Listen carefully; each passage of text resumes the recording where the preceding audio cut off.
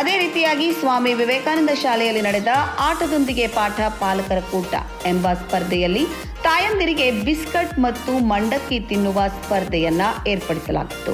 ಈ ಒಂದು ಸ್ಪರ್ಧೆಯಲ್ಲಿ ತಾಯಂದಿರು ಹರಸಾಹಸ ಪಡುತ್ತಾ ಬಿಸ್ಕೆಟ್ ಮತ್ತು ಮಂಡಕ್ಕಿಯನ್ನ ಸವಿಯುತ್ತಿದ್ರು. ಆದರೆ ಪಕ್ಕದಲ್ಲೇ ನಿಂತಿದ್ದ ಮಕ್ಕಳು ಮಾತ್ರ ಪೇಚಾಟಕ್ಕೆ ಸಿಲುಕಿದ್ರು. ಯಾಕೆ ಅಂತೀರಾ? ನಮ್ಮವ್ವ ನನ್ ಬಿಟ್ಟ ತಿನ್ನಾಕತ್ತಾಳ ಅಂತ ಪೇಚಾಟಕ್ಕೆ ಸಿಲುಕಿದ್ರು. ಉಪಸ್ಥಿತರಂತೂ ಸ್ಪರ್ಧೆಯತ್ತ ತಮ್ಮ ದೃಷ್ಟಿಯನ್ನೇ ನೆಟ್ಟಿದ್ದರು.